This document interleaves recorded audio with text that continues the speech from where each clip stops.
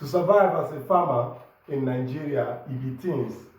And this is a usual slogan that we farmers use. Monitoring a farm is not an easy job to do, especially in a country where many people are out to burn you down. Many people have a lot of challenges that face them: the rising cost of food, the cost of fuel, the cost of electricity. It be things living in Nigeria. So when you get workers in your staff, some of them also have lots of issues, lots of family problems, health challenges, money problems. So most times it is very important that you monitor your farms 24 hours. But that does not mean that civil servants cannot own a farm. That does not mean that people that have job 9 to 5 cannot also own their own farm. I have a job and I work 8 to 5, but I have a farm. Am I able to do this? This farm is dedicated, this video is dedicated to civil servants. And by civil servants, I mean people that work for the government, people that work for the private sector, or people that already have a business that they are fully engaged in. How can they invest hugely in agriculture and still make profit from it? Hello, welcome to my YouTube channel, and if you have not subscribed to my YouTube channel, this is the best time to hit that subscription button and also turn on that notification bell so that you get notified when we post amazing content here. And fortunately, we are making 37 videos before the end of the year. We've made 2 already, and this is the 3rd video, meaning we have 34 more amazing content that will be ushering in this channel before the end of 2021. So let us dive right in and see how we can make money as a civil servant, how we can make money from agriculture as a civil servant. Thank you. Be right back. Stay tuned. Making money from agriculture as a civil servant is not very difficult as people think. You know, most people think that when you want to make money in agriculture, that it involves having a large expanse of land. That is, most people go for having 10 hectares, having 20 hectares, or having 100 cows, having 200 goats, and they fail to forget that there are so many channels that you can make money even with a small farm. The first one I'm going to talk about on how to make money in agriculture or invest properly in agriculture is giving out small loans to farmers. See, it is no news that farmers are faced with a lot of money problem. Most of the people that are in the rural settings are not bankable. What it means is that the bank cannot access data from them, and because of that, the banks cannot give them loan. The banks are also afraid to go and give loan to farmers. This is why the bank will rather pay sanctions and fines from CBN instead of giving out that allocated funds that is mandatory by the banking laws given to them by CBN. So instead of giving out that money, they will rather pay the fine that CBN will charge or impose on them. So the banks calculate that farmers are too much risk and they cannot bank with them. Now here is the good news. In where there are challenges, that is also where opportunities come in. Where you see a lot of challenges is also where you see a lot of opportunities. Now, how can you give out loans to farmers?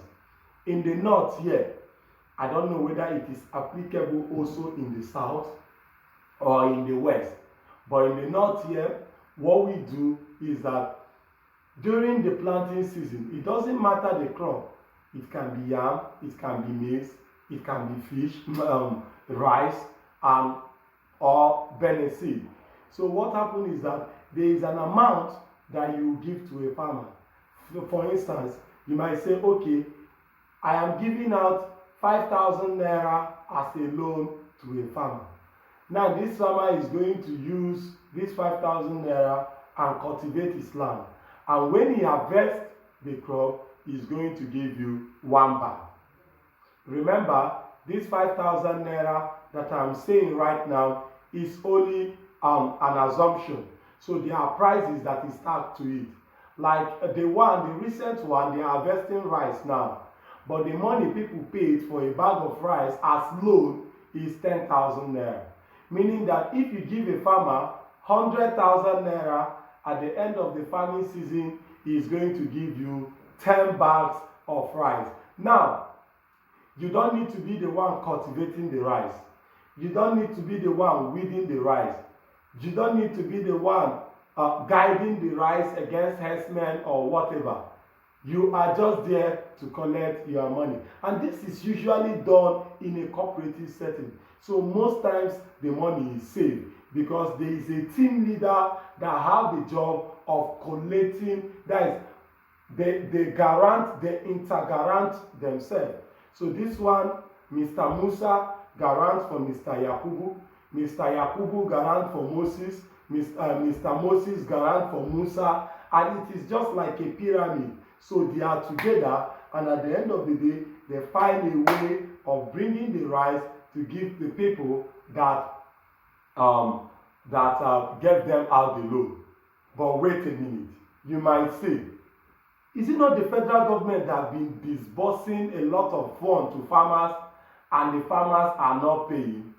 Let me shock you. Most of this money don't come to the real farmers. Most of this money goes to the urban political farmers. And this money don't get to us here in the rural settings.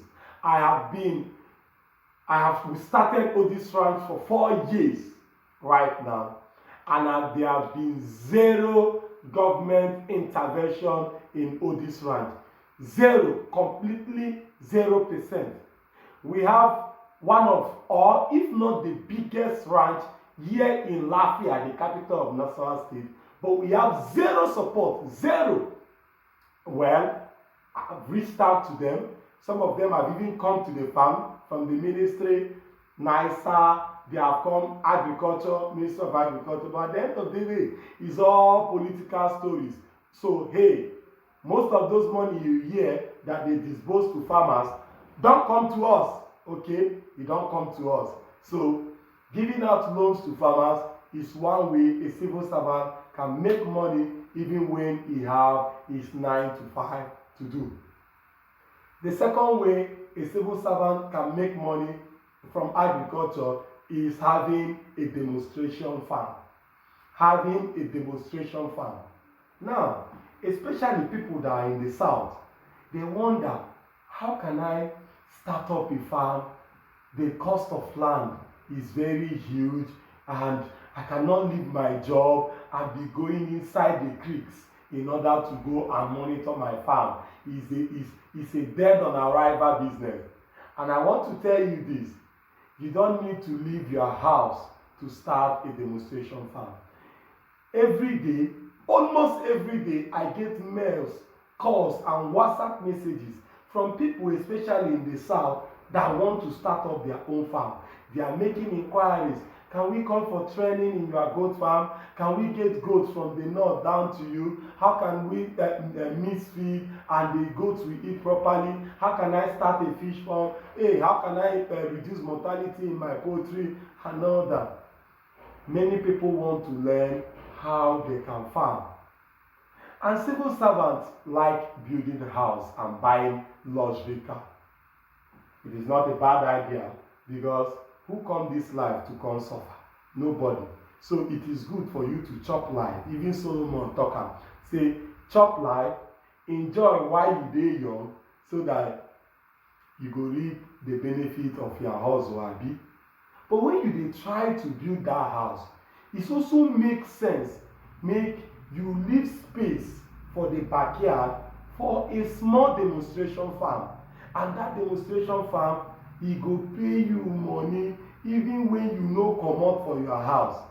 How is a demonstration farm finance? Look at how a demonstration farm done. The first thing to do in a demonstration farm is to go and learn the practice. You need to go and learn the practice. So if a demonstration farm, for instance, is a goat farm, you do not need to have 1 million goats in that demonstration farm. Just having a good stock is enough. For instance, you can invest to buy just one Boer goat or one Savannah goat or one Kalahari goat, and then you have 9 other local bucks in your farm. See, people will pay money to come and see how you are able to feed your goat in that small space.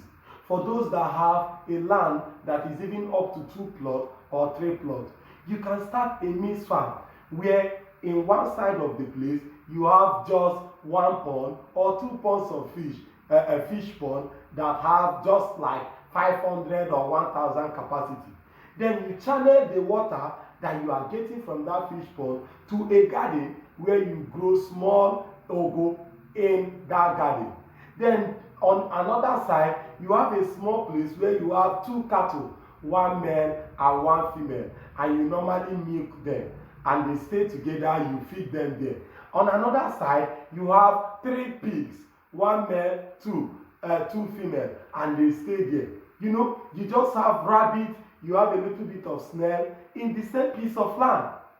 In the same piece of land, you have these things.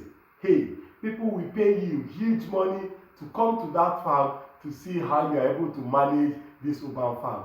And you will also be able to get food for your family to eat from that garden while you are making money. People pay up to 50,000 naira just to visit a farm. Imagine that you charge just 5,000 naira and your farm is open for the weekend. People will travel far and wide to come and see how in a piece of land you are able to turn in a profit. And you don't need to leave your house. You don't need to think about security, driving out. It is just 9 to 5.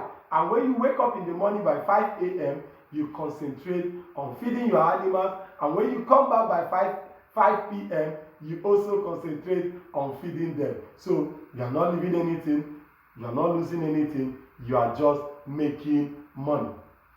The third way to earn actively as a farm, as a civil servant, why? So the third way to make money, even when you work a 9 to 5 as a civil servant, is through storage.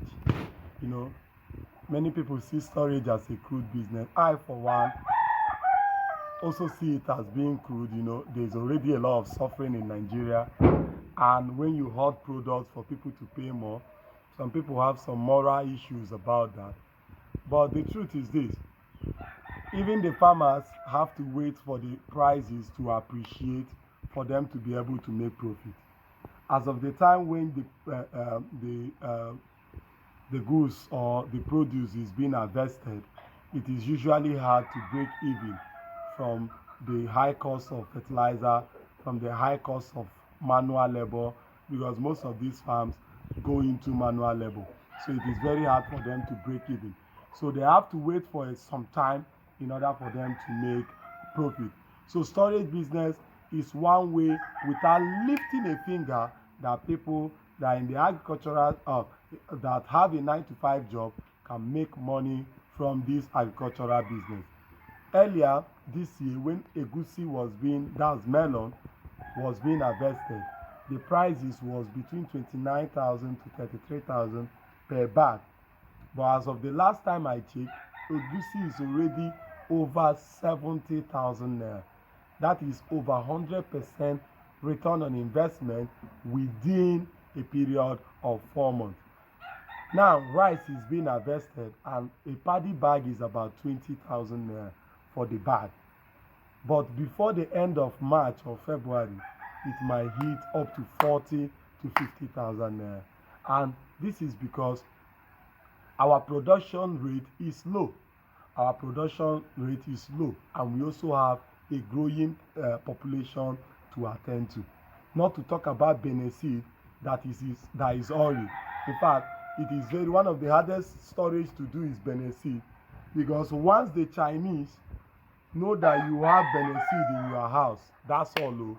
They will follow you down in order to make sure that they collect those Beneseed from you at a very good price. So you can even buy Beneseed this week and still make profit by next week. Huge amount of profit from it. So storage business is one way that you can actively involve yourself also in agriculture without having to leave your 9-to-5 job, and you don't need a lot of monitoring. When you have these goods, there is a way they do storage. Okay, you have two ways you can do storage. It's either you carry the produce that you buy down to your house, then later you start finding buyers, which is what I don't advise. Doesn't make sense, because at the end of the day, they shoot you. The storekeepers or the middlemen will still shoot you. Okay, so the best way to do is to carry it to a storage facility. Carry your produce to a storage facility.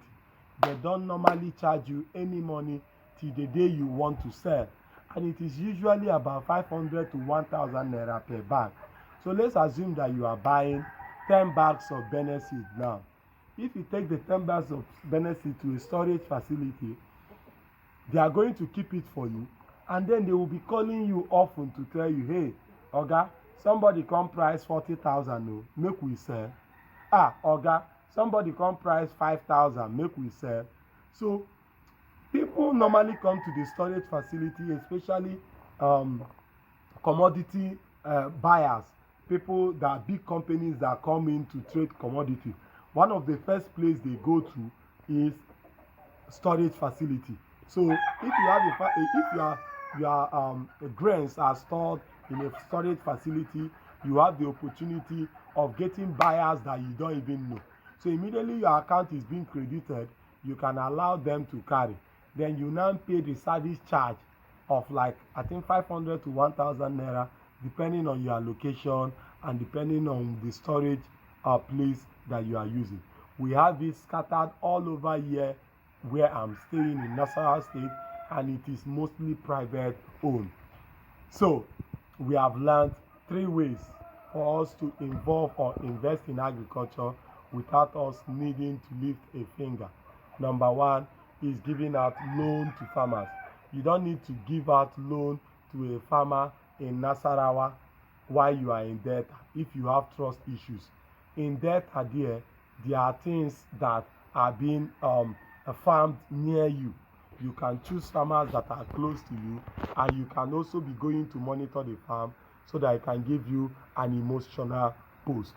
Number 2 way you can do it is to have a demonstration farm. A demonstration farm will keep giving you income for the rest of your life. Try a demonstration farm. You cannot have high blood pressure when you have a demonstration farm. When you go to your backyard and you see how your animals are doing, how you are feeding them, it makes a lot of joy. It gives you happiness. Oh God, you just even don't need a lot of land to do this. Just if you have your personal house, at the back of your house, you can do this. If you don't even have your personal house, you can rent a small space or an abandoned farm and turn it into a demonstration farm. And number 3 is storage. Okay, so this is the number 3 video out of the 37 videos that we are going to make.